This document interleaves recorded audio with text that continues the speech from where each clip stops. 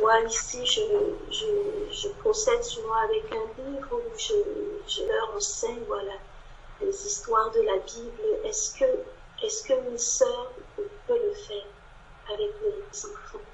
Juste pour avoir une précision. Amen.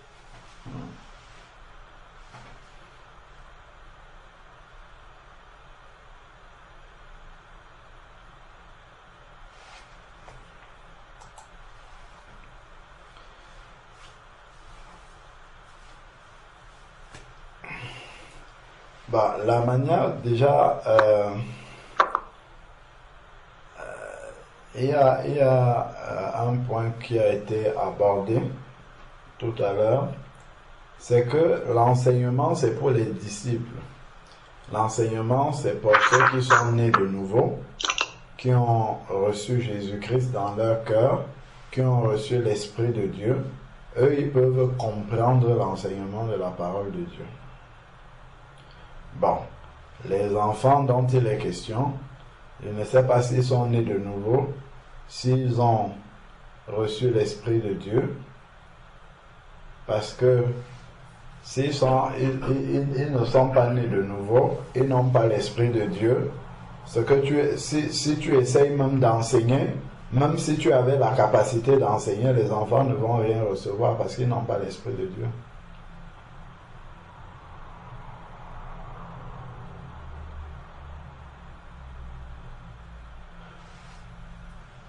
Dans l'enseignement, c'est pour ceux qui ont déjà reçu l'Esprit de Dieu. Ça c'est déjà le premier point.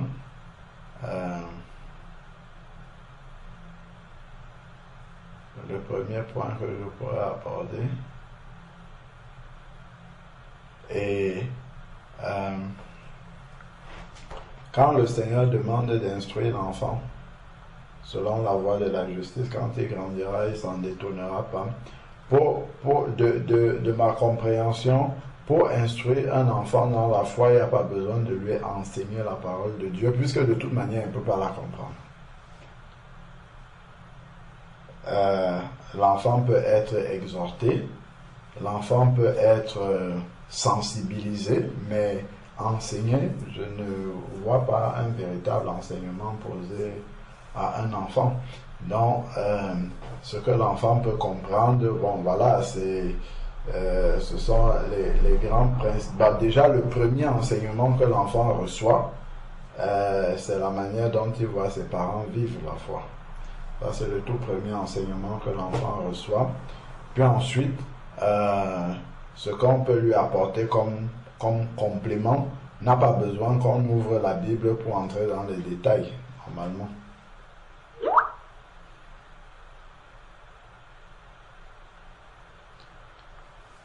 Bonsoir frère, que Dieu te bénisse abondamment, ainsi que ta famille.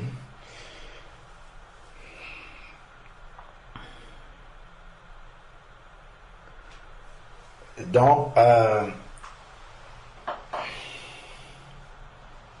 comme il faut user de sagesse et d'éviter de se mettre dans une situation où on peut être tenté d'aller au-delà de ce que le Seigneur nous permet. C'est ça. C'est-à-dire que voilà, tu vas peut-être prier avec les enfants, avec l'enfant ou les enfants, tu vas prier avec eux, tu vas les exhorter dans le sens d'obéir à Dieu, voilà, comment dire, Dieu aime ça, Dieu n'aime pas ceci, ainsi de suite. Ça, c'est plus de l'exhortation.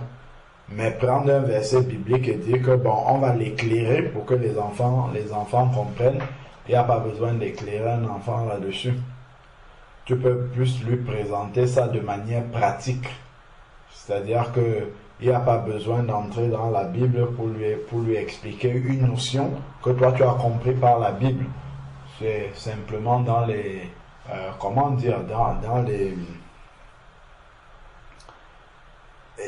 dans son quotidien, ce qu'il vit au quotidien, tu peux lui instruire tu peux l'instruire conformément à la volonté de Dieu à partir de ce qu'il vit dans le quotidien, sans entrer dans le langage biblique. Parce que ce dont l'enfant a besoin de savoir, c'est que Dieu est son Père, c'est que voilà, il ne doit pas, il est différent des autres enfants, il ne doit pas vivre comme quelqu'un qui ne croit pas en Dieu, il ne doit pas se laisser influencer par les autres, et ainsi de suite. C'est vraiment ces grandes lignes-là qui ont besoin d'être développées en lui donnant des exemples. Par exemple, si tu lui dis qu'il faut pardonner, ça c'est de l'exhortation. Tu n'as pas besoin de lui ouvrir Matthieu chapitre 18 qui dit si ton frère a péché contre toi, va reprendre-le, ainsi de suite, ou bien pardonne 70 fois, 7 fois à ton frère. Tu n'as pas besoin pour lui dire qu'il faut pardonner d'en venir à tous ces versets-là pour qu'il comprenne qu'il doit pardonner. Donc, je crois qu'il est tout à fait possible de bien instruire les enfants sans avoir besoin d'entrer dans la Bible, dans les explications de la Bible. Après, rien n'empêche que pour donner l'habitude aux enfants de lire la Bible, rien n'empêche que vous ayez dans le culte de famille que de donner un morceau de la parole de Dieu à chaque enfant de lire. Donc, je ne sais pas, tu lis du verset tant au verset tant, l'autre lit du verset tant au verset tant. Comme ça, les enfants prennent l'habitude de lire la Bible et après vous priez.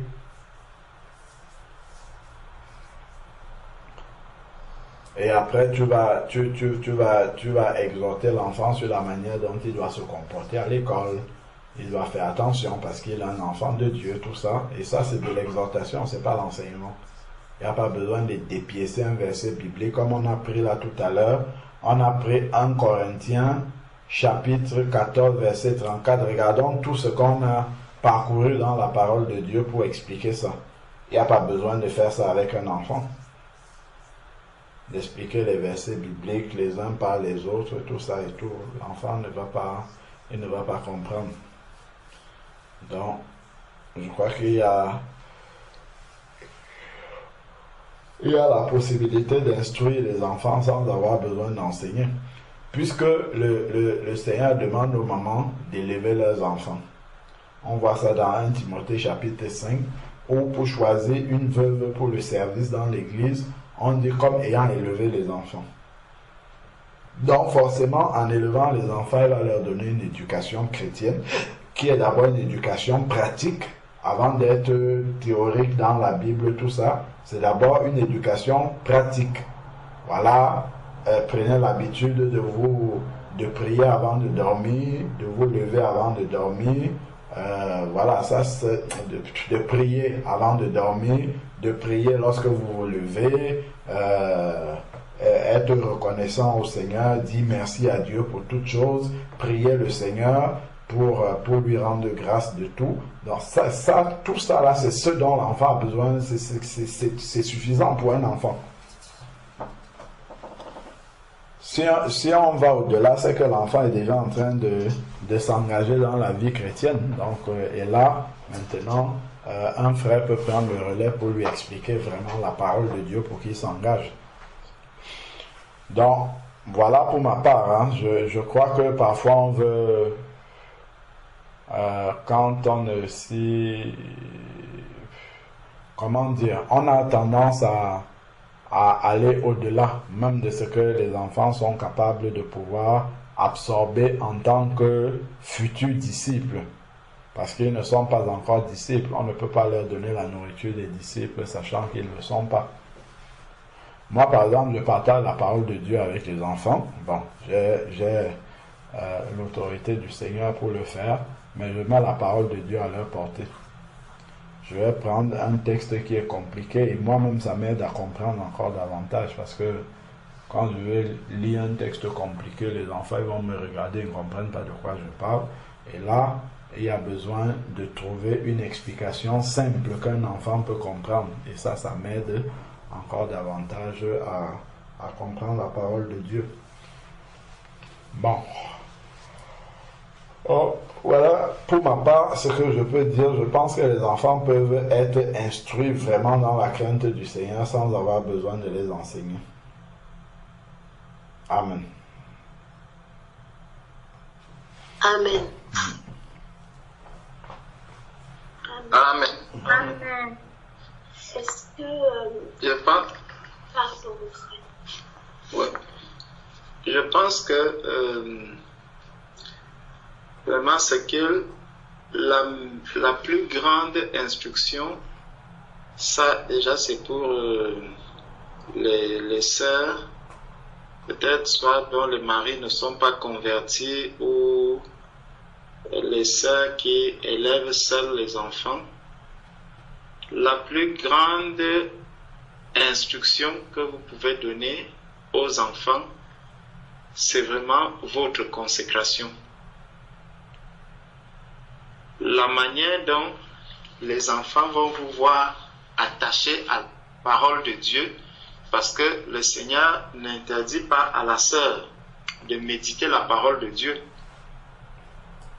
La sœur doit pouvoir méditer la parole de Dieu, et quand l'enfant te verra régulièrement avec la parole de Dieu, lire cette parole, si c'est un enfant qui sait déjà lire, il aura lui aussi à un moment donné, à force de te voir lire la parole de Dieu, lui-même viendra et va te dire que maman, moi aussi j'ai besoin, achète-moi aussi la Bible, je veux aussi lire la Bible. Même s'il la lit déjà comme un roman, et tu verras que à force de te voir lire la Bible, à force de te voir passer du temps peut-être dans la louange, il grandira avec la louange, il grandira avec l'adoration, et tu verras comment les musiques qui ne sont pas à la gloire du Seigneur, vraiment il les aura reçues depuis le bas âge, il grandira avec cela, et même la manière dont toi-même il va te voir vivre, manifester l'amour à tes frères, manifester l'amour à tes sœurs, quand il va te dire, ah, je vais rendre visite à ma sœur Morane, il se demande, mais quel est le lien que tu as avec la sœur Morane? Tu vas lui dire, non, c'est parce que nous sommes tous des enfants de Dieu, et ça, il le retient. Donc, il se comprendra aussi que si demain, moi aussi, je deviens un enfant de Dieu, donc les autres enfants de Dieu seront aussi mes frères et mes sœurs. Donc, il a déjà compris que ce n'est pas simplement Clément qui est son frère, mais il y a aussi d'autres enfants, d'autres personnes, au cas le jour où il devient un enfant de Dieu, où il naît de nouveau, où il passe dans les eaux du baptême. Toutes ces choses, la communion fraternelle, si l'enfant voit comment tu as le désir d'aller à la communion fraternelle, d'assister à la communion fraternelle, lui aussi, il aura le même désir. Il aura cette soif. Quand il te voit, par exemple, le soir, tu es connecté, tu partages la parole de Dieu, tu passes la nuit à la veillée, n'imagine pas que pour les enfants, ça tombe dans les yeux des aveugles. Non, ça tombe dans les yeux des personnes qui voient. Ils voient que maman a le désir vraiment de veiller, d'écouter la parole de Dieu, d'entendre les partages. Et ça, eux aussi, c'est pas pour rien que quand le vendredi arrive, les enfants même commencent à parler de la veillée. Ils disent, ah papa, ce soir on a veillé, ce soir moi aussi je vais assister à la veillée, moi aussi je vais assister à la veillée. Je ne leur ai jamais dit que venez assister à la veillée. Mais eux-mêmes voient, et pour eux, c'est un désir.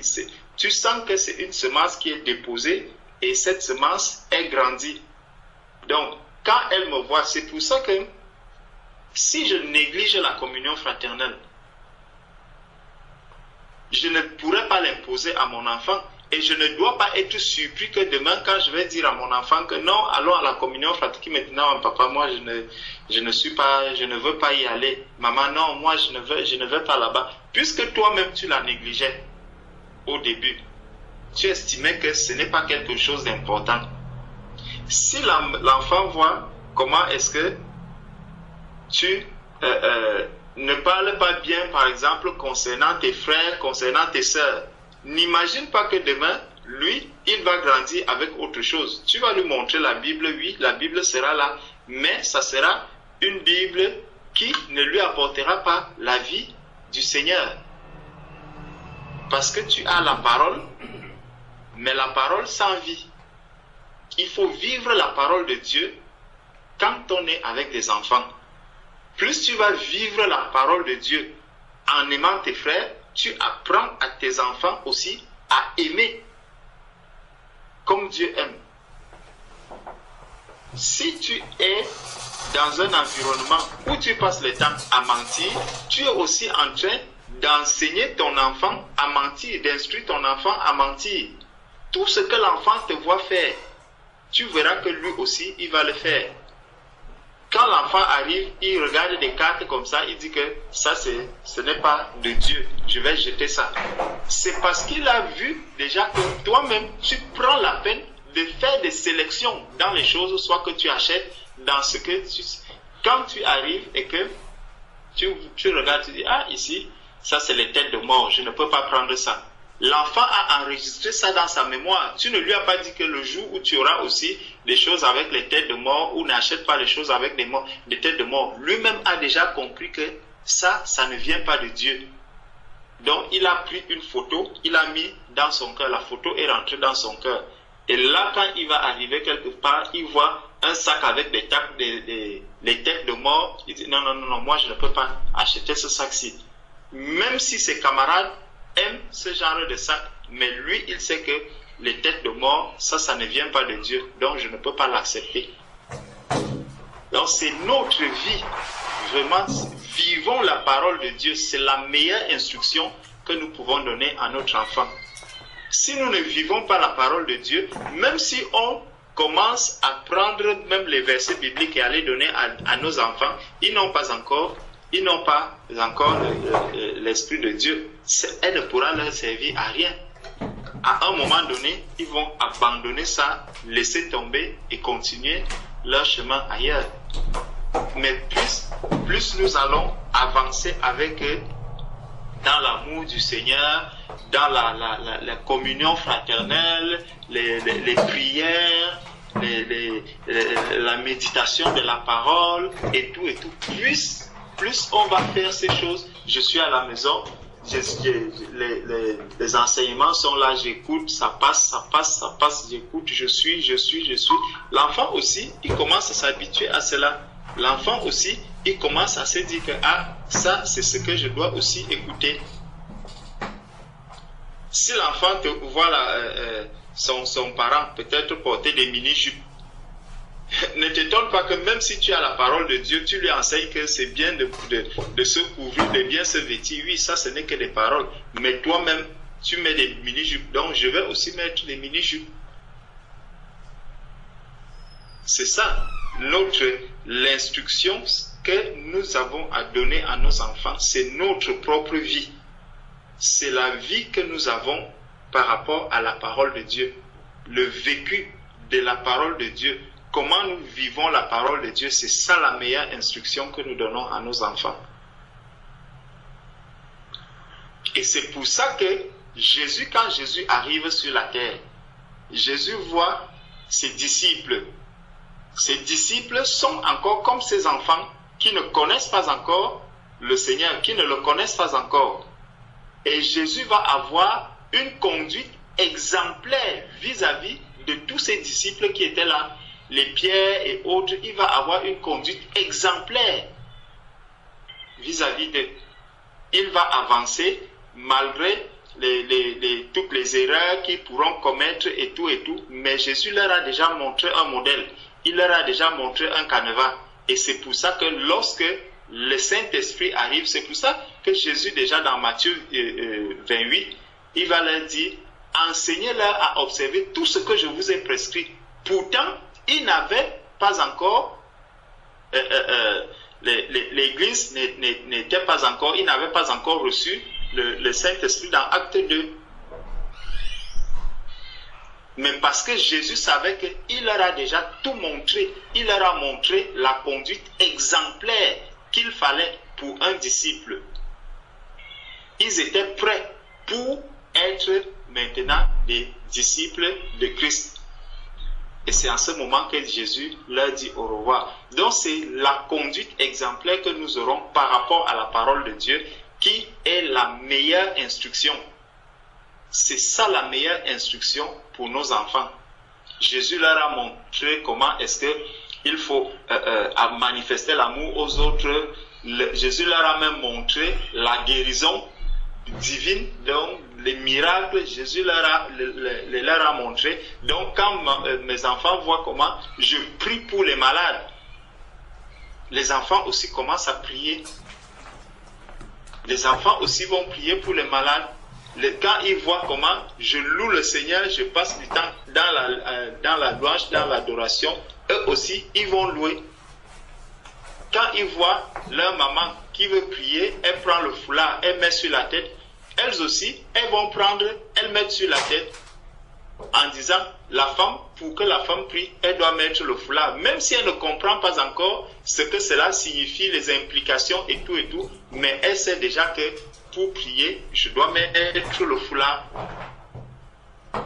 Plus tard, lorsque tout cela va se mettre en place, ils seront déjà comme Pierre, Jean et tous les autres qui étaient prêts pour maintenant commencer le travail dans l'église, pour faire ce que le Seigneur Jésus attendait d'eux véritablement.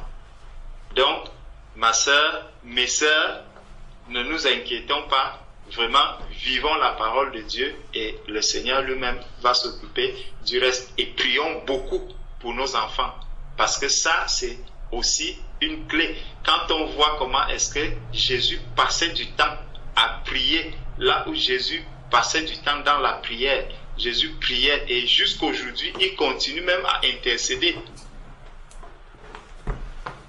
pour nous. Donc, prions beaucoup pour nos enfants. Prions beaucoup pour nos enfants et vivons la parole de Dieu. Le Seigneur fera grâce. Amen. Amen. Amen. Amen.